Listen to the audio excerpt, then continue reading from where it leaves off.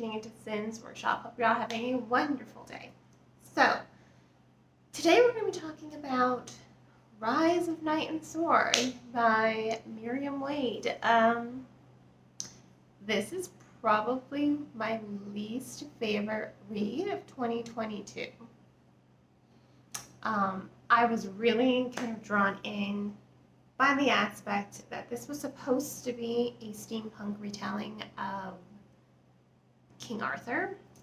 I love steampunk. You know, Lady Mechanica is one of my favorite comic books. I'm so behind on reading it. But Lady Mechanica, one of my favorite comic books, and it's steampunk oriented. I love steampunk. I love the aesthetic. I love the style. I love the vibe I get from it when I'm reading it. This was not steampunk. It was not. Unfortunately, this was cyberpunk. And I don't know if that was the author's intention. It read like cyberpunk. I was waiting. It was just too technologically advanced for it to be steampunk. And it read like cyberpunk. And I was getting a lot of cyberpunk vibes, you know? So I was already initially disappointed with that. I'm like, okay, so clearly the author's unclear how to write steampunk, which is, you know, it's fair. It's fair. I was willing to give them a pass on that. I know the synopsis says that there are dinosaurs in this story. I was like, okay, fine, whatever, dinosaurs. I can live with that. You know, I like Jurassic Park. I've read Jurassic Park. I like the movies. I think the movies are fun. Are they the best thing ever? No, but they're fun. So I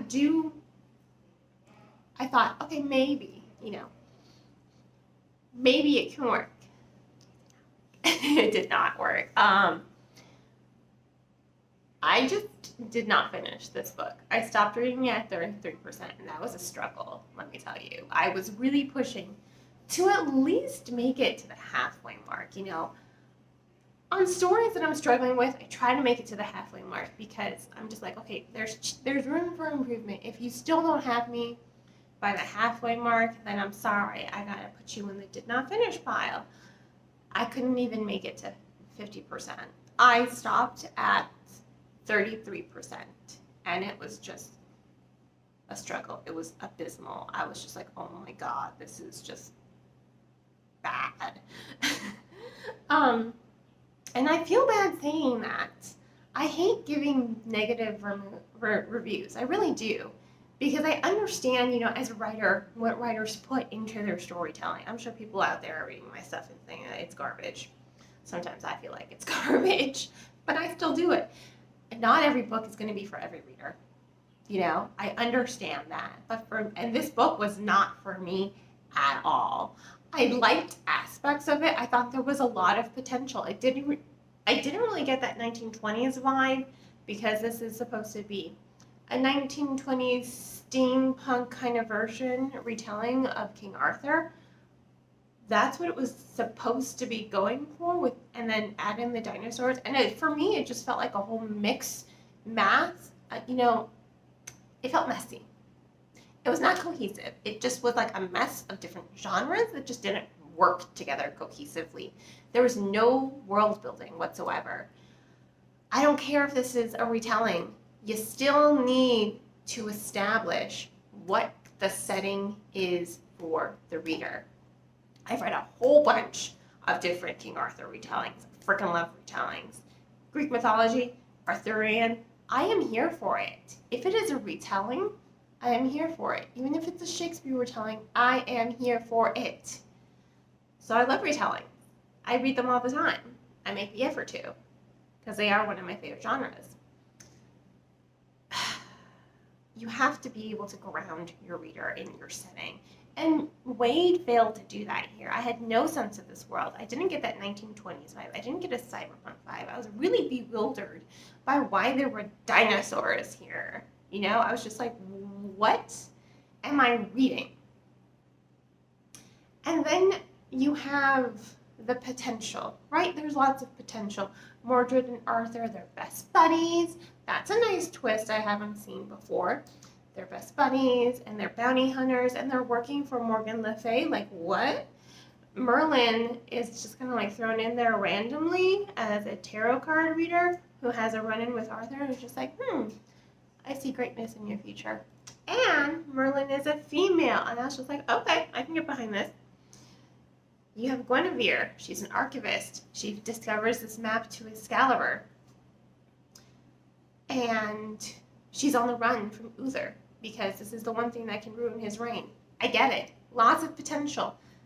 That's why I was really kind of working really hard to get to that 50% mark. I couldn't do it. I just couldn't do it. It was just...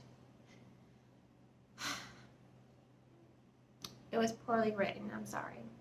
I'm sorry to say that. It just, no world building, nothing to ground the reader in the setting. There was no structure. It was a mess of different genres. Very little characterization.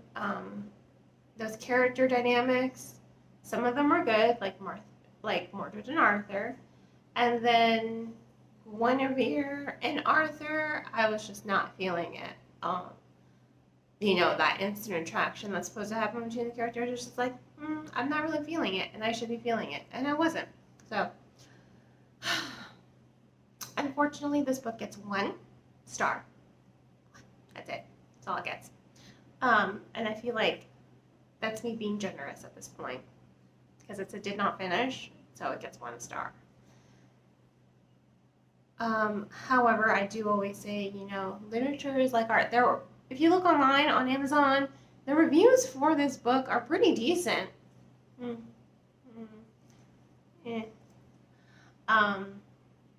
I'm just like, what did I miss? You have to be willing to like these genres in order to like this book.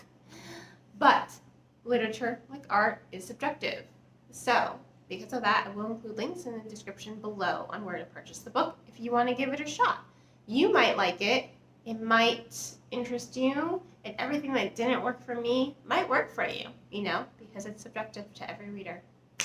On that note, I hope you all continue to support me here by liking this video and subscribing to my channel. You can also become a supporter on Buy Me a Coffee with a one-time donation of $1 or by purchasing one of my handmade candles on my Etsy store. I hope you all have a wonderful rest of your day, and as always, happy reading.